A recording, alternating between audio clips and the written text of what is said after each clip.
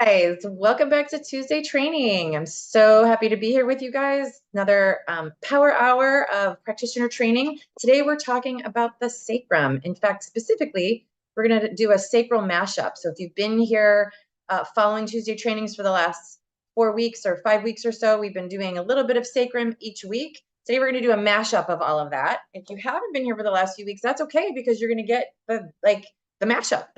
So we're going to talk sacrum today. We're going to talk about functional anatomy of the sacrum, common ailments that we mistakenly don't think are caused by the sacrum, like TMJ and plantar fasciitis.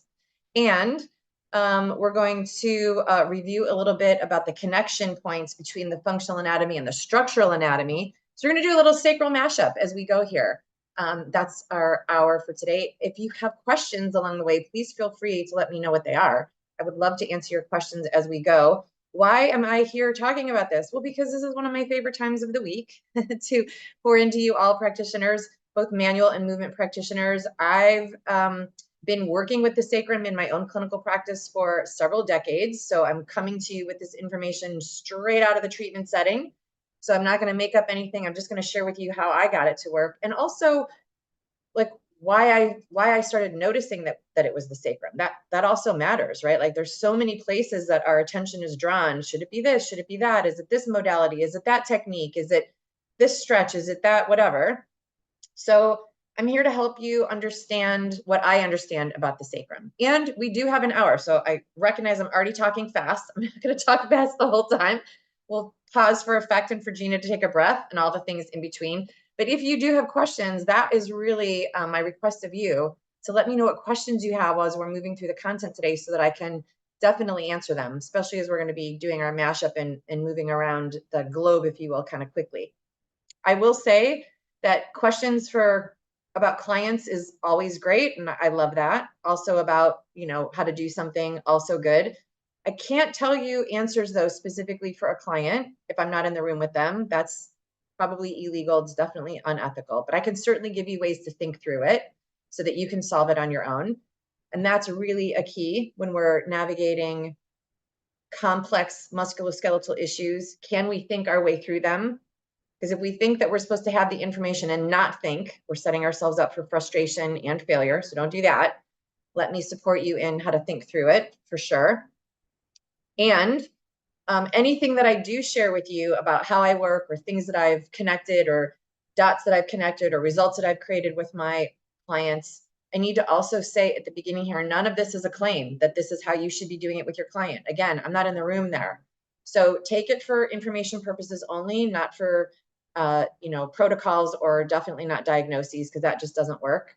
And if you want clarity on any of it, ask questions. So if you're here on camera, hi, Rhonda, Gary, Natasha, so glad to have you guys here and live and in action. I love being with you guys. And Cheryl, thank you for being here. I know there's several of you here that are not on camera, totally okay. Kathy, hello. Who else is here not on camera? Oh, another Kathy, hello. It's okay if you're not on camera. Sometimes we can't be, especially if you're driving or doing whatever. Feel free to come off mute and ask your questions with your voice or use the chat if you need to. If you are looking to get your questions answered today, certainly use those channels. I can see you, of course. You don't need to raise your hand, but if you do wave me down, I will of course see you if you're on camera. So that's what we're going to do today. Talk for our remaining time today on the sacrum. We're going to do a mashup of all the functional anatomy we've talked about in the last several trainings, and also gear us up with excitement for Sacred Sacrum, which starts tomorrow. So I'm super excited. I know Cheryl and Gary and Rhonda, you're in. We have several others who are joining us as well who are not here today. I think we have over a dozen, I think, already, which is amazing. I'm super excited. That always adds to such a rich conversation when we're all focused in and zeroed in together and present for the training. So if you're interested in joining us for that, it is not too late to register. I had somebody email me this morning. Did I miss the window? No, you never miss the window. There's replays too, so you never miss the window. Come and join us. And if anything that we're talking about today is of particular interest, just know that we're going to be exploring all of that in our 16 hours together during the Sacred Sacrum journey. So we're starting tomorrow, Sacred Sacrum. And for today, we're going to do powwow. like a breeze through, if you will, of everything that we've covered here in Tuesday training in the last few weeks. Of course, we're going to be workshopping in the course, where you're going to be up and out of your chair and like working out on your own body and experiencing it kinesthetically. We don't really do that here on Tuesday trainings, but I wanted to make sure that you knew that that was a distinction between just the information and the workshopping experience in the course. So wanted to, highlight that as well. Let me know if you guys have any questions about that. I hope that you'll all join because it's one of my favorite topics on the planet. Why is it my favorite topic? Well, first off, it is the sacred bone. So I think Cheryl was in our study hall last week when you said, I keep hearing that it's sacred. I want to know what that means. First off, if I may just start us off here. First off, the Latin translates to let us know that that bone is sacred. And I find that incredibly powerful and also incredibly reverent. I become reverent when I think about it, that whoever, whatever made us and designed us, in my professional and personal opinion, with exquisiteness, whoever put that plan together and actually architected it also decided that our design was sacred, and the doctors, scientists, body workers who were exploring us as part of their training and their medical contribution to what we now know, based on design, called it sacred in translation. So we were designed in a way that was identified as something sacred, named as something sacred, and now we get to enjoy all of that. So I find it reverent and humbling and awe-inspiring and all of the things. And I know some of you came in while I was talking. Amin, I'm glad that you're here. Hello. Harry, is always great to have you. Sylvia, hello. Glad you guys are here. So sacred sacrum is the name of the course, but it's also the name of the bone. It's like a redundant sacrum, and sacred meaning a redundant term. So if we just start our journey, if you're just joining us for the first time this month on sacrum, or if you are on day one of the course, as we dive into slide 1 tomorrow when the course starts, if we just start our journey into understanding the functional anatomy of the sacrum and how all of these common diagnoses tie back to the sacrum, with the idea, if we start all of that with the idea that this is a sacred design that we all came with, didn't have to special order it, all equal across the board, inherent in our design as the keystone of our entire physical structure that moves across the earth, everything else I think that comes after that is almost superfluous. It's just this beautiful, right? And you have one, and I have one, and the person next to you has one, whether you like their personality or their character or not, we're all designed with this sacred keystone. Doesn't that give you pause? That gives me pause every time I think about it. And I like a little bit choked up, and I've been working again with the sacrum for decades and I'm still sort of humbled each time. So I want us to start and, hey, what's happening? Why are you listening to me on YouTube right now? That's not cool. Sometimes the YouTube video starts playing while we're talking. Maybe we needed to hear that again. Sacrum, sacred. It's in me, it's in you. So I like to bookend our conversations around the sacrum with this introduction and then this reminder, which we'll do in the course as well. And today I consider this sort of our like last-ish conversation about sacrum for the next couple weeks here on Tuesday trainings, just as a tribute to the course that's coming. And for all of you who are joining starting tomorrow and getting super excited about that, I still wanted us to have one more round with the sacrum. But for the rest of this month in Tuesday training, we'll talk about something else. So bookending our conversation for today then, if this was the last time, would also be the same idea, built on a sacred form, built with a sacred keystone that runs the whole show structurally. How cool is that? Which then leads us to, if we're talking muscles that attach on this sacred bone, then those muscles also get to be, I think, acknowledged as meaningful players in the game versus culprits that we should point our finger at and go after aggressively because they're misbehaving and causing a problem. And I know that here in Tuesday training, we've sort of changed that attitude a little bit because of my reverence for the body. I make sure that we all have talked readily before. We don't really want to be in an adversarial relationship with our body, and we don't really want to promote that with our clients either, right? It's not like, oh, this bum hip I always have, or this knee has always been an issue for me, or oh, my that's just the way my back is, or God, this muscle is just killing me. Is it? No, it's not actually. No muscle has the capacity to kill. So we want to just be really thoughtful about our language when we're recognizing that the body is in musculoskeletal distress and needing support.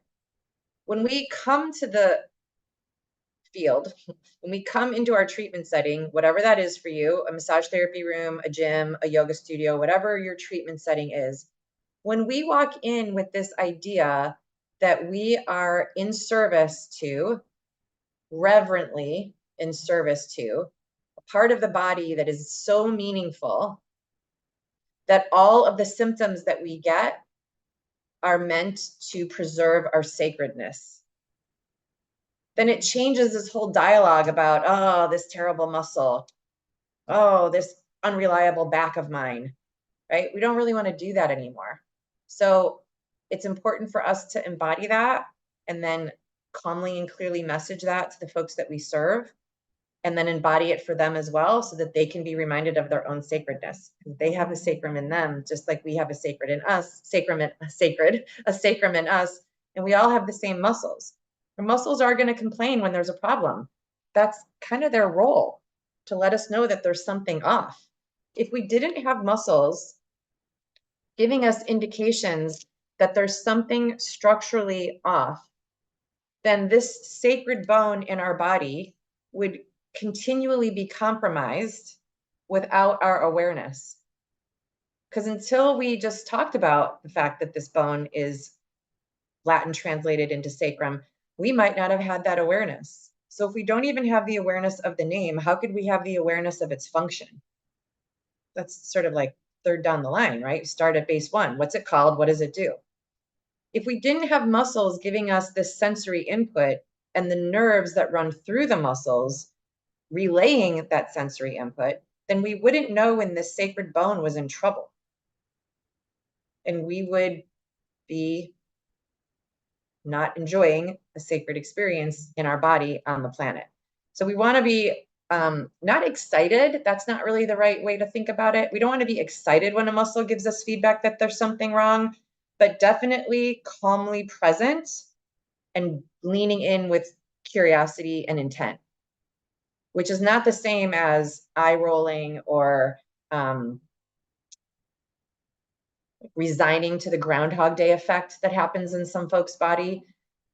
As practitioners, when we are solving a musculoskeletal complaint in a client and they return with the same complaint, it's not the body or the muscle that is the problem.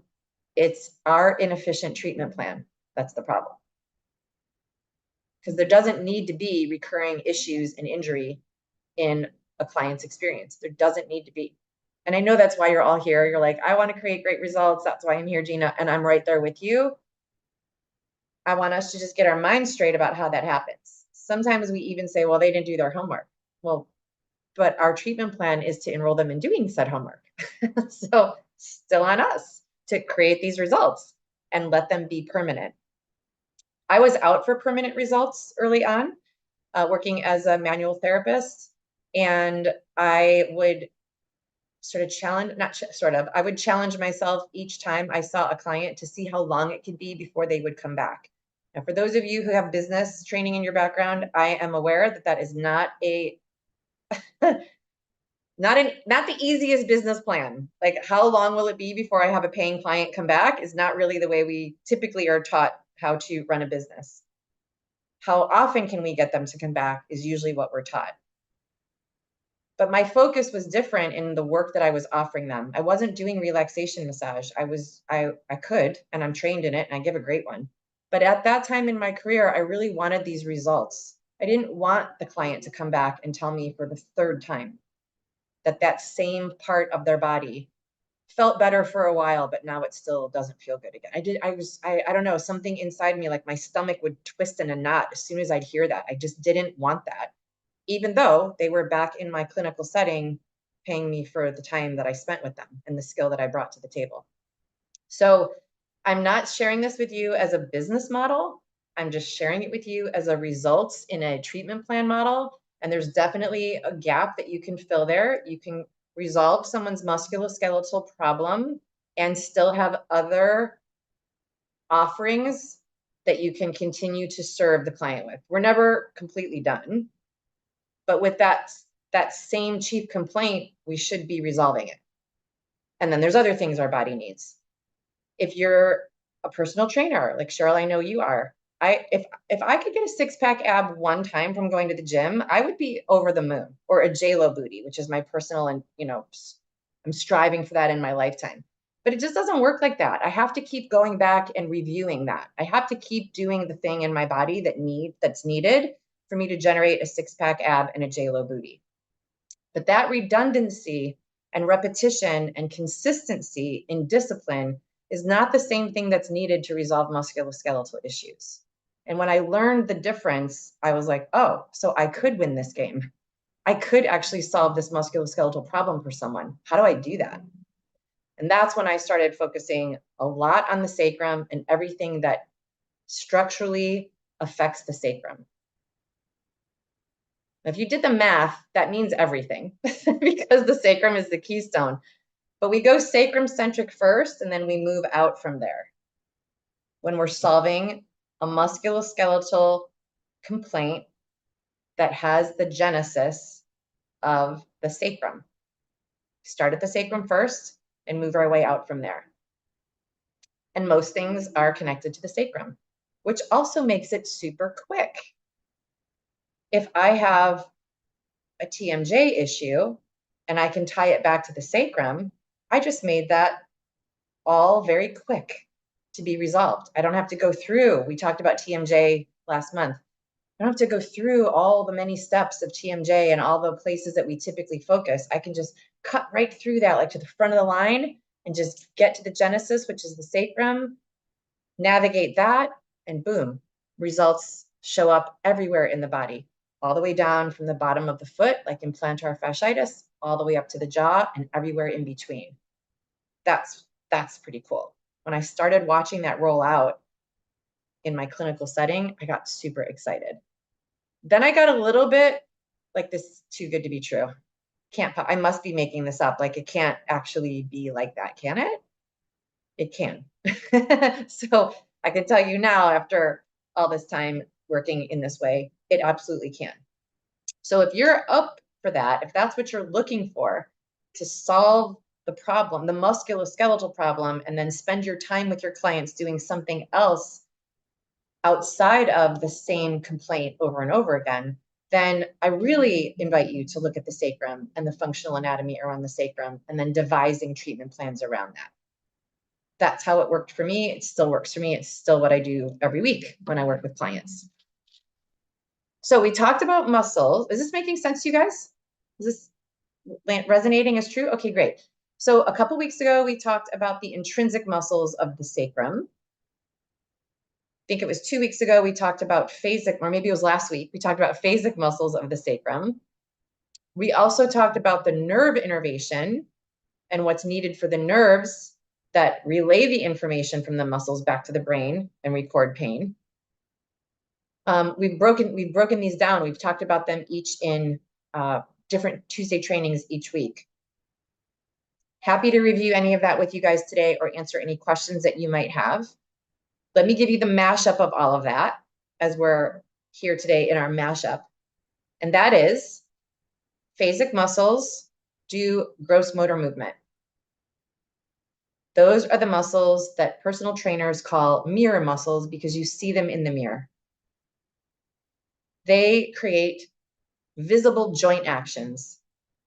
the joint actions that you name, like flexion, extension, medial lateral rotation, lateral flexion, etc.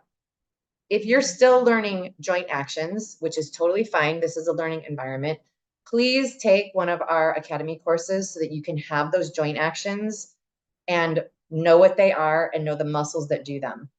I can't express this enough, that even in my mastery program, the practitioners who are here with me learning the shots method, when joint actions aren't clear, it makes it incredibly challenging to identify which muscle needs your help and what effect that muscle could be having on any bone, but specifically the sacrum.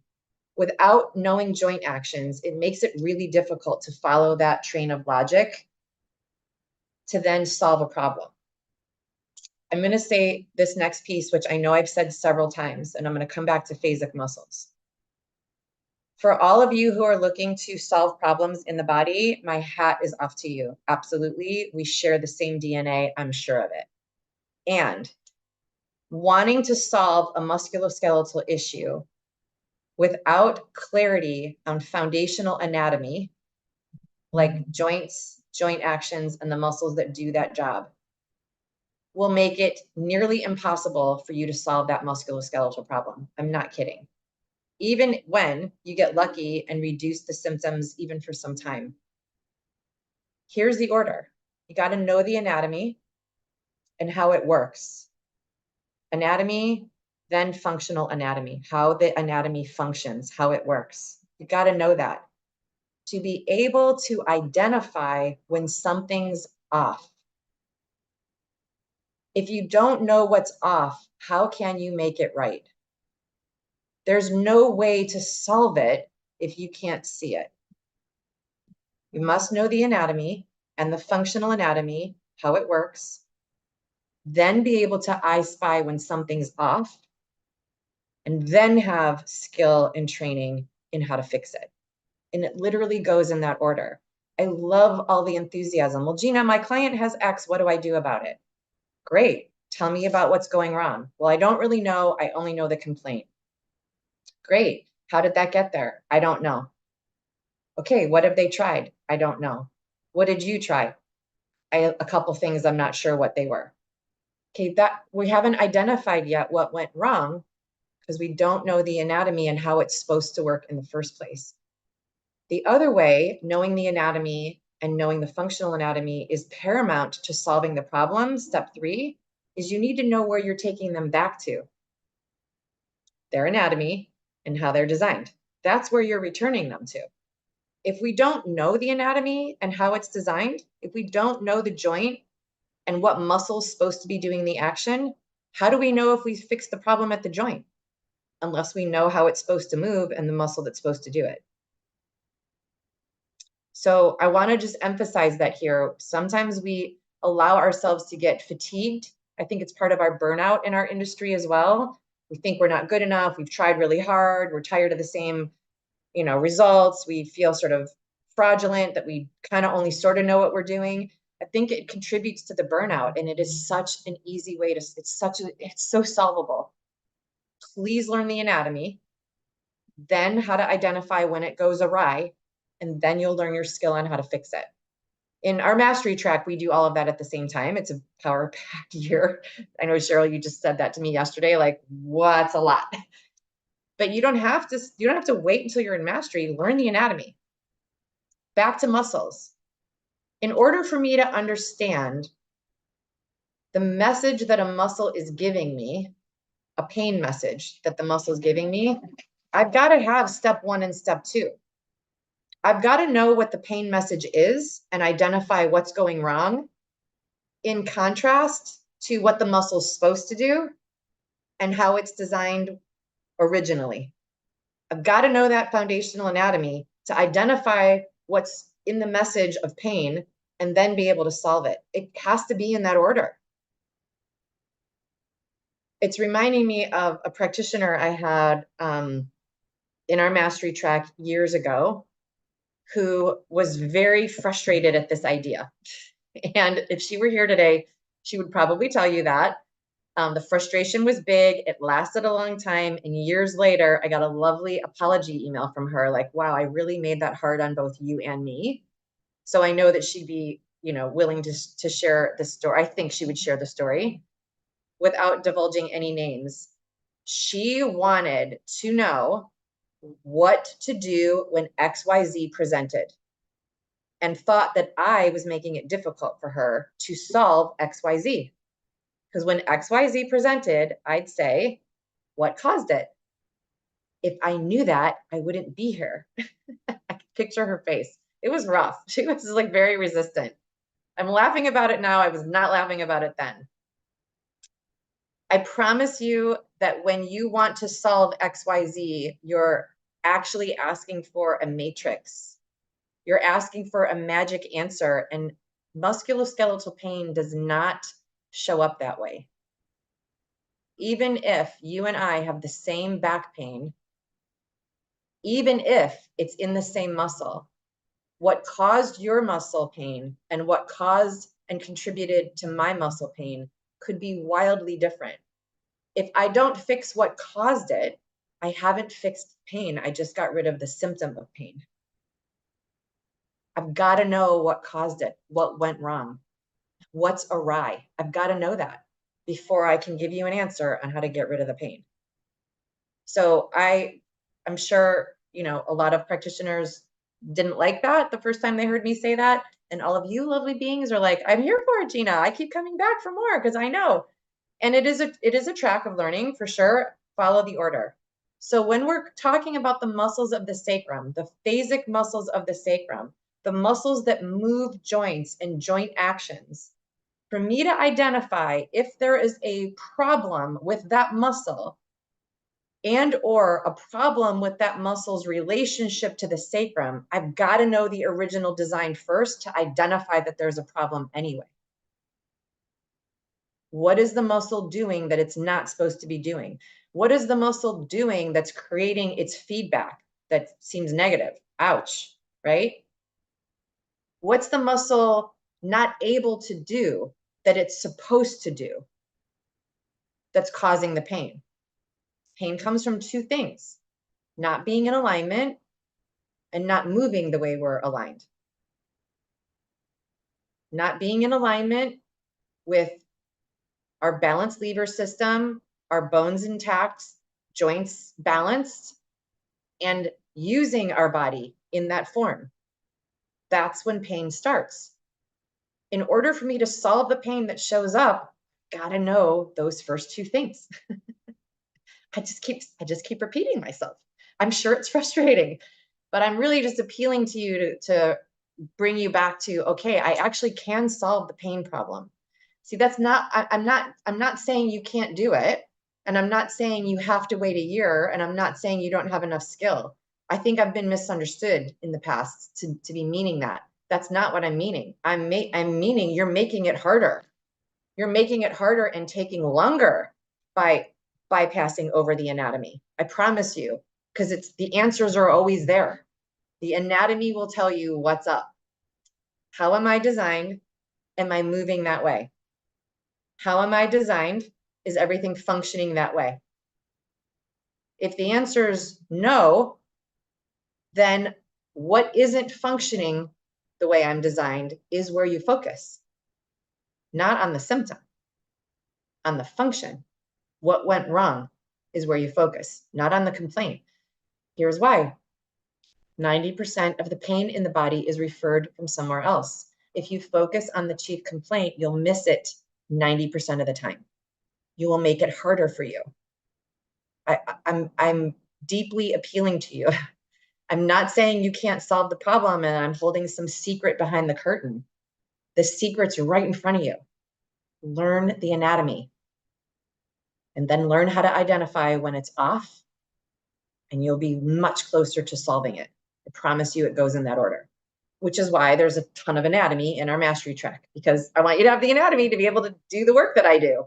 Doing the work that I do, if you just follow my steps, will not render the same results, because it's not a step-by-step process.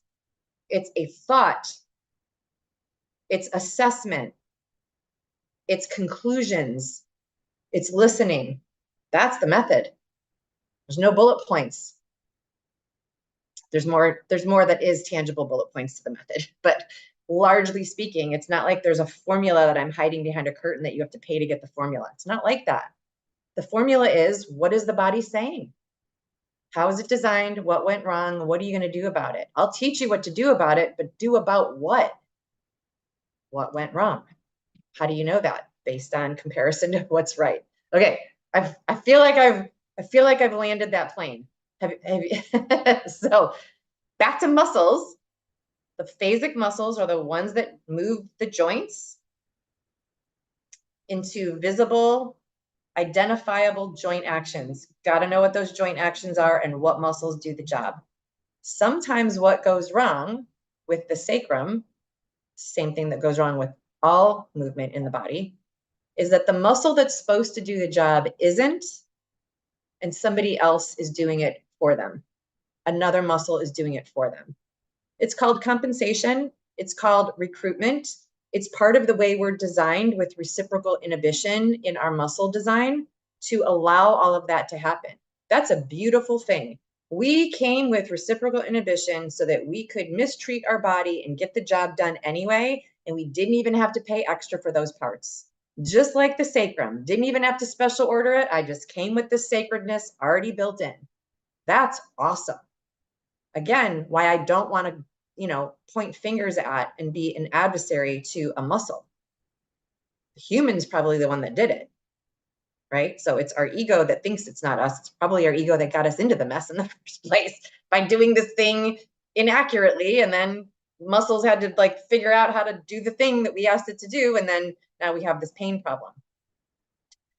So we need to know the muscles that move the joints at the sacrum and adjacent to the sacrum.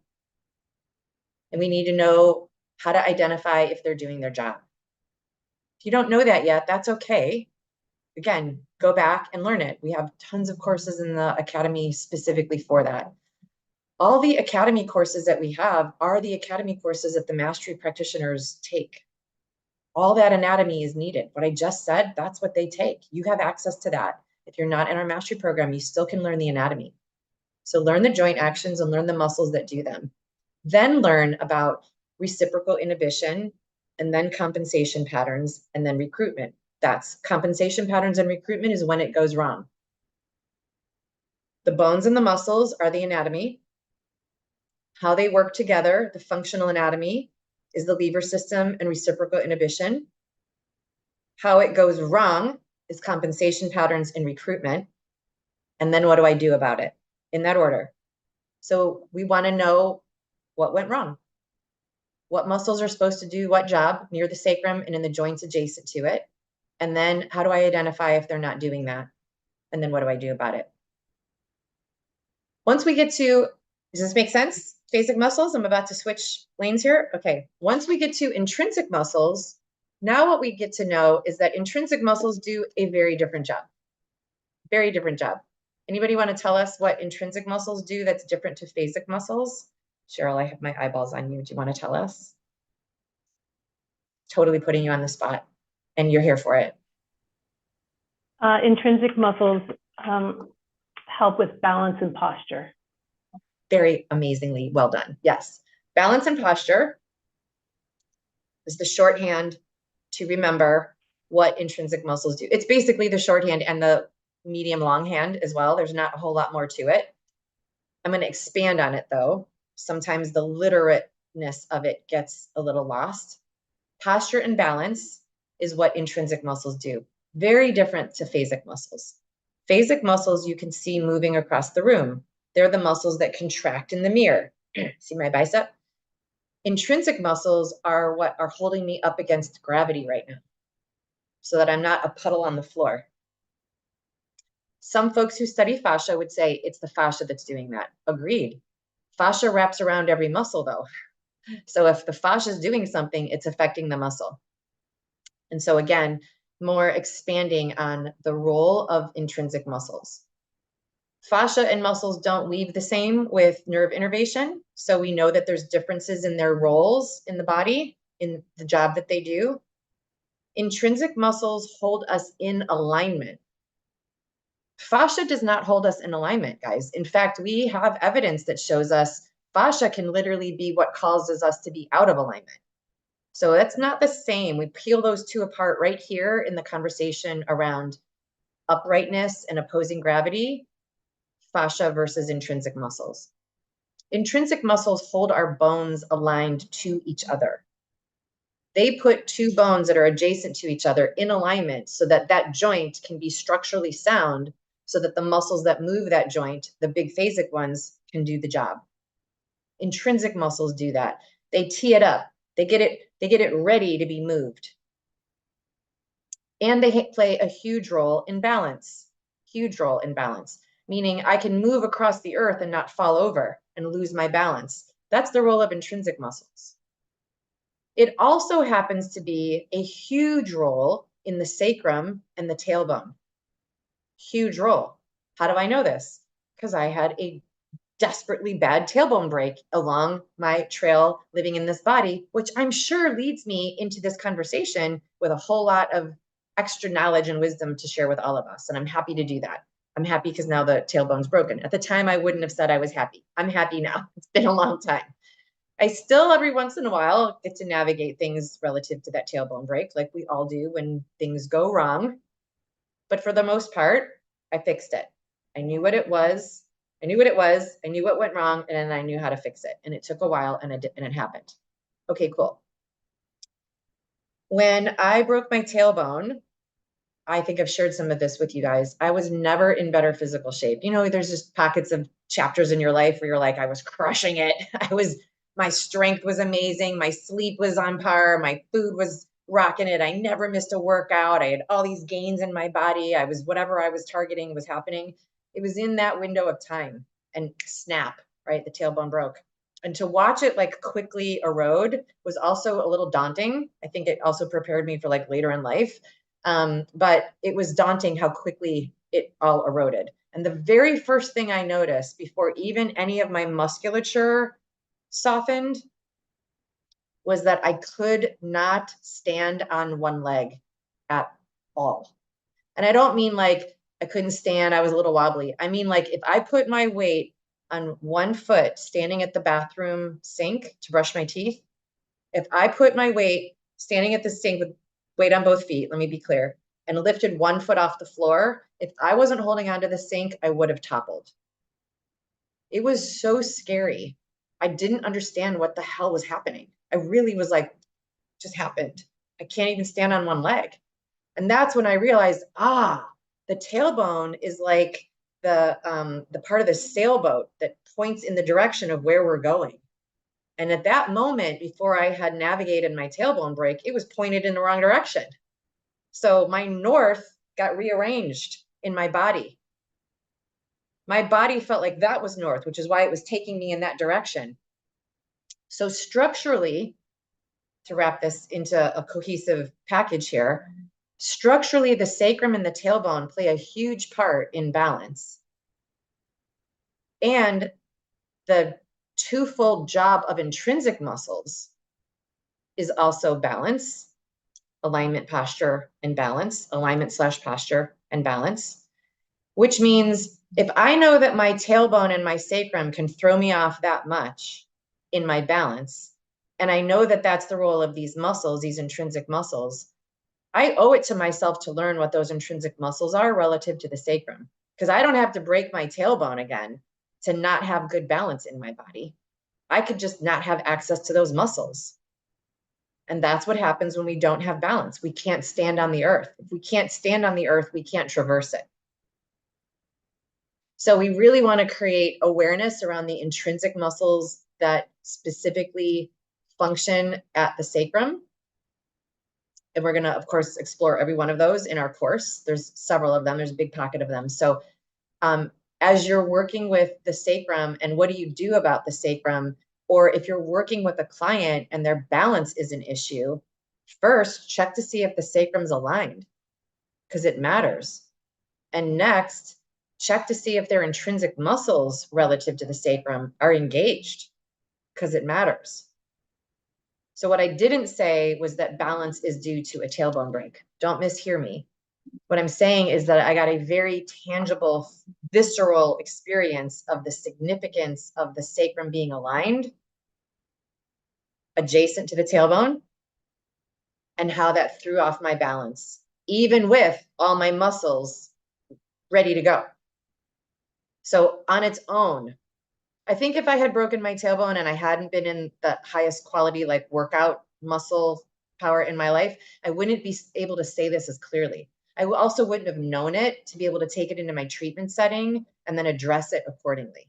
So I'm sharing it with you. Use my injury as like power for you to be like, this is clinically researched, right? In a body who had it, then didn't have it, and then healed it, and now works with it. You know, I work with it with my clients as well. So just take the injury, don't go breaking your tailbone, and don't mistake what I said to be that it's a tailbone break that causes the loss of balance. It's not what I said. It's the relationship of the sacrum to the joint below it, the tailbone and the sacrum make up a joint. We talked about this a few weeks ago in Tuesday training. And then the muscles that do the same job, intrinsic muscles of the sacrum, different than the phasic muscles. Okay, so, and I just sort of touched on the bones adjacent to the sacrum. All bones that are adjacent to each other create a joint. Wherever there's a joint, there's movement. There's a variety of different levels of movement, of course, in each joint. Nothing has more movement than a 360 joint, and nothing has less movement than a suture in the skull, but all joints have movement. If there's movement, there's muscles. If there's movement, it can move the way it's designed, or it can move not the way it's designed. We need to know how it's designed, how much movement is available there, the functional anatomy, how to identify if it's not moving the way it's designed, and then tie that to the chief complaint and solve it. Same formula we just talked about today as we started our run through. And I'll just quickly mention the nerve innervation, which we again talked about a few weeks back in Tuesday training. The nerve innervation will always follow the alignment and the happiness of the muscles, the alignment of the bones and the happiness of the muscles. When bones are aligned, nerves are quiet. When muscles are happy, nerves are quiet. So what do I mean by happy? The bones must be aligned for the muscles to contract and do their job. And when they can, they're happy. When the bones are aligned, the nerves are quiet. When the muscles are happy, the nerves are quiet. When the bones are aligned, the muscles are able to do their job, the nerves are quiet. So when we start, the takeaway for this is, well, what does nerve pain mean then relative to the sacrum? It means one or both is where we need to focus. Either the sacrum's not aligned or the muscles that are connected to the function of the sacrum are not happy. What do we do about an unhappy muscle? You guys are going to probably roll your eyes at me, but it's the same thing. What you do about an unhappy muscle is find out what its job is and how it's supposed to do its job and return it back to that state. You can't just take an unhappy muscle and deep tissue it into submission. It didn't get unhappy because it was absent of deep tissue. It got unhappy from something else. That something else is the answer. You can use deep tissue as a tool to solve it, but what is the something else that caused the disarray? That's where you want to focus, not on the symptom and quieting the symptom by deep tissuing away the symptom that the muscle is screaming. Okay. All right. And then we get into we're going fast now. We're moving right through our mashup. You guys good? Still with me? Okay. I know some others of you have joined in. I'm just going to pause here to say hello. Who came in? Len, you came in. Nice to see you. Sylvia, I think I said hello to you. Harry, also Kathy. Yep, and Amin, I said hi to you already too. Okay, great. Hope you guys who are in audible mode are also doing cool with our mashup pace. The last part of our mashup, Gary, pause for effect. Question. Yes, clarity about the fascia function and muscle relationship. You mentioned sometimes the problem isn't with the muscle, the problem is with the fascia. So could you go into a little more depth with that? Yeah, I think you're asking about what could the fascia cause? Is that Yeah, I mean, if you're looking at a dysfunction of a muscle, and are we also looking at fascia, or I mean, what are we okay? considering? What are we considering there? Okay, totally love the question. And um, I'm going to share everything in a concise little package here. When we know fascia, back to knowing our anatomy, I can't believe how many times this is coming. This is really working today. It's like 3-step idea. When we know fascia, it helps us understand how fascia can get into trouble, and then we know what to do about it. I am pro fascia. I've had some people ask me, so what do you think? Fascia is not important? I didn't say ever say that. I never meant it. I never said it. I don't believe it. I absolutely work with fascia, but here's what I know about fascia. It's very dense. It's the densest connective tissue we have in our body. It's also very changeable. So if I know what fascia is, if I know the anatomy, and I know how it functions and its relationship to muscle function, and I know how I can affect fascia, then when it goes wrong, I can identify that it's a fascia issue and I can fix it quickly. In my clinical experience, I do not focus on fascia nearly as often as other practitioners focus. I'm not saying you shouldn't. I'm saying I don't. If you guys are here to learn how I work, that's how I work. Here's why. Back to what I know. Fascia is very dense, densest connective tissue in the body. It wraps around every muscle. It wraps in other places too. I go through this at length, by the way, in Inspired Beyond Anatomy Level 1. If you want to learn fascia and how I use that anatomy, please enjoy that course because that's where it's at. Because fascia wraps around every muscle and it's dense, and I know how it functions, which is every 49 minutes, it forms a shape that requires 20 to 30 minutes of opposite shape to undo that bind. And every 50 minutes, the minute ticks over, now I'm into the 3 or 4 hour mark that I have to work that fascia to undo the shape. The solution then is to prevent that shape in the first place. That's how I solve it. I don't solve it for my client by doing 60 or 90-minute myofascial release techniques. I solve it by preventing it from binding in the first place. That's how I solve it. Otherwise, I'm just ironing out the fascia, but I'm never preventing the crease in the first place.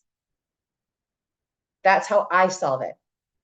So, because fascia wraps around every muscle, if it were to bind, it would prevent that muscle from functioning. The good news about it is that doing myofascial release is so quick and easy for both manual and movement practitioners that I'm not really fussed if it's bound. Meaning it doesn't stop me from creating the result that I need for the muscle. It just adds to my treatment plan to stop it from binding in the first place. I add that in, and that's case by case, etc.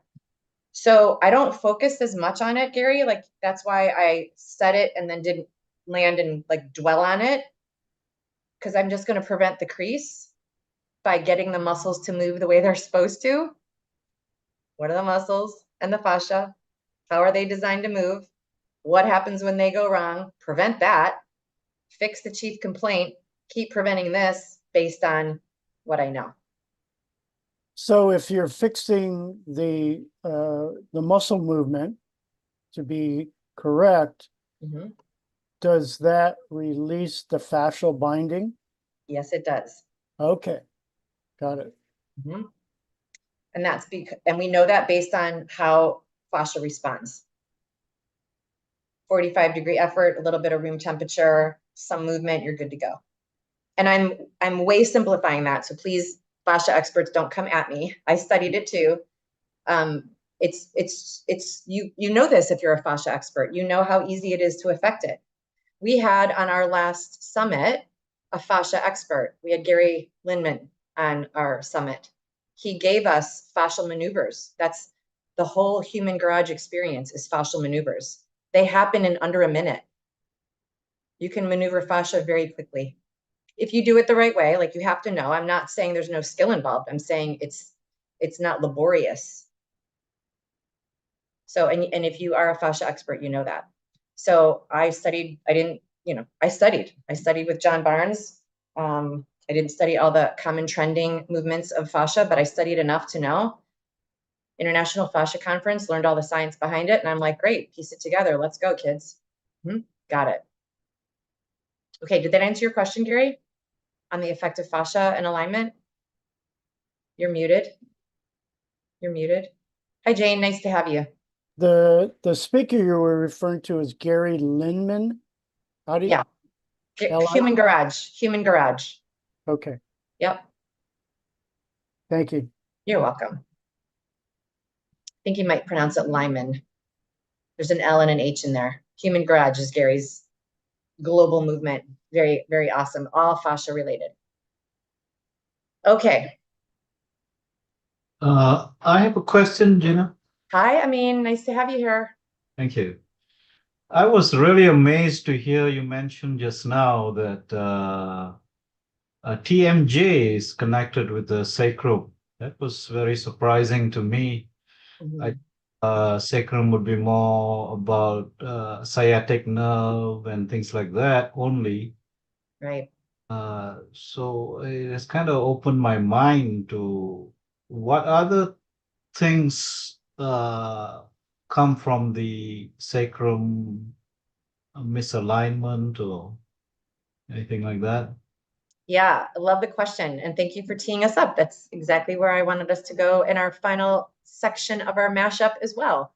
So the common conditions, I'd call them, they're not always diagnoses, but the common conditions that surprised me the most, just like you, I mean, that were directly tied to the alignment of the sacrum were TMJ, plantar fasciitis, as you mentioned, sciatica, headaches, and let me think of another muscular. I was pausing for gut issues, like digestive distress also comes up. I don't always teach that here on Tuesdays, although I am a certified gut health coach.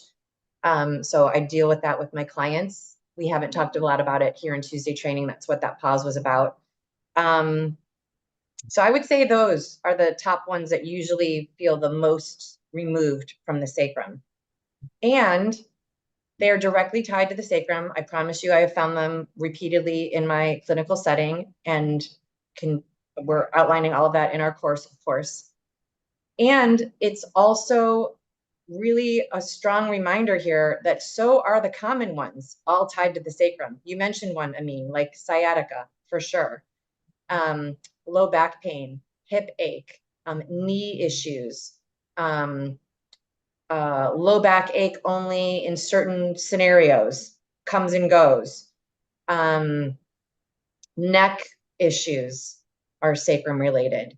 The way, I'm going to hold up Murph here, the way the sacrum is designed in the body, again, back to our idea on when it was discovered and then named a sacred bone, the way it's connected to the bones directly adjoining it and the joints adjacent to those bones and its foundational alignment necessity, if you will, to the axial skeleton and the connection between the craniosacral law in the body and its response to everything in the legs, which I call the columns, all the way down to the big toe and the pinky toe. We explore all of that in our mastery program.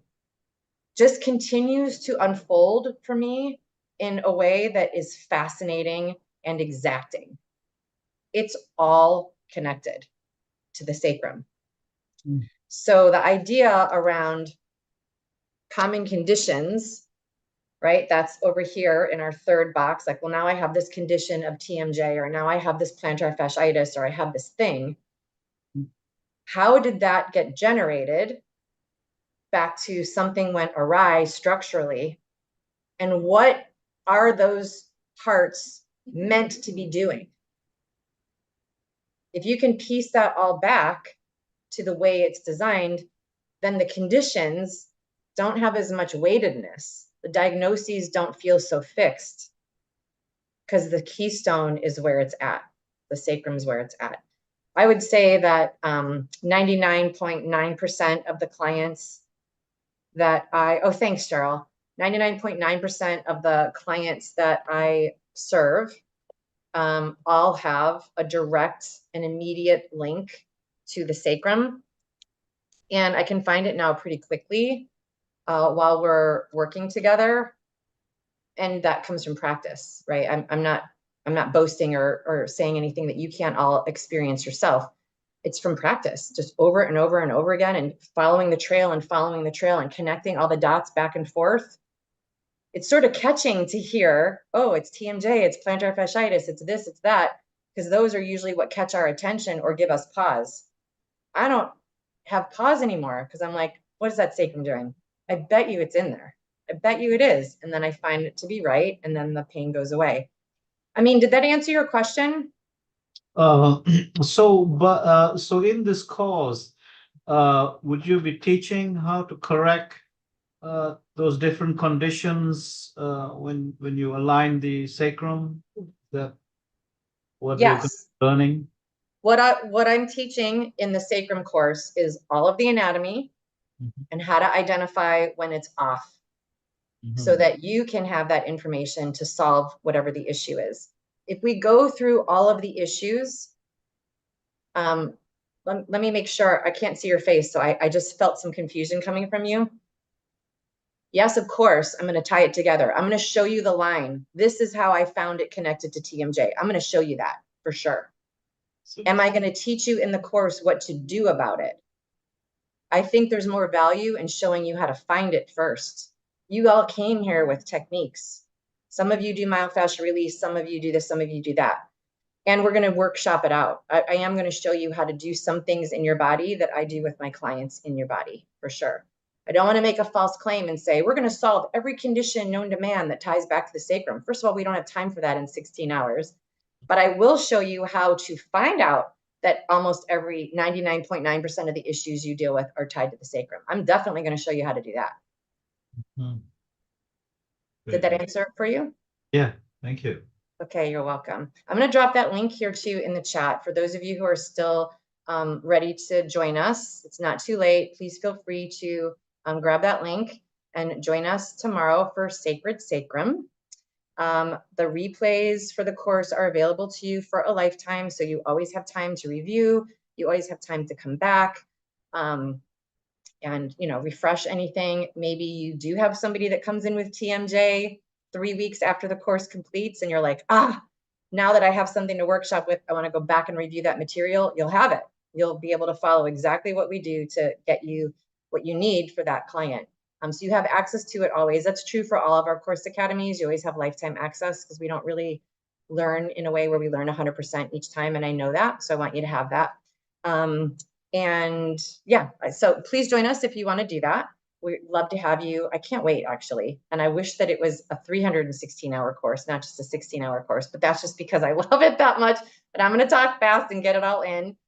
You'll have slides and worksheets and all the good stuff to follow along, and definitely reference material to follow up with. I'm going to leave us today at the end of our sacrum journey right after I answer questions, apparently. Okay, Gary, you first and then Rhonda. The workbook. Am I missing? Rhonda's No. shaking her. You guys, Yeah. I told you in the study hall last week, you guys who got the workbook, it's coming. It'll come at the start of class. We sent you a bonus email to tell you got that in your bonuses, but the workbook is coming. There was another email that came after that said, from Chantel, that said, sorry, I dropped the ball here. I sent you where the link would be, but the workbook isn't in the link yet. It's coming. Okay, all right. You guys that you're getting. I promise you. Please recognize my generosity and know that you will be taken care of. What other questions can I answer? Any questions on content? Any client questions? Any sacrum questions? Okay, did you guys get good value here today? Something that you can utilize in the work that you do? Amazing. I am so glad. That gives me purpose to be here each week. Thank you for sharing your time with me. Thank you for showing up. That was showing up and sharing, getting blurred in there.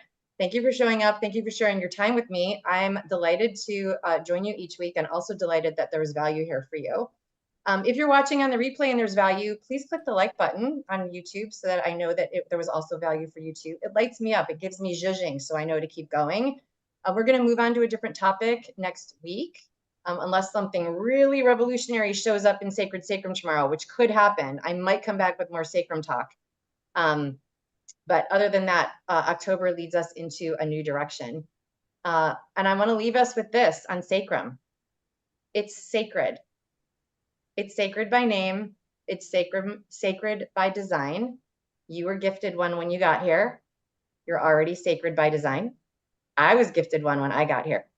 I'm already sacred by design. And even the people you don't like or understand, sacred in their own way as well. So let's be friends with our bodies. Amin, thanks, Gina. Great session. We'll be joining the Sacrum course. Oh, good, Amin. I can't wait to have you. That'll be amazing to have you. Amazing to have you in the course. So yes, all sacred by design. I'll see you guys tomorrow for Sacred Sacrum. I'll see you next week for Tuesday training. And in the meantime, continue to do great.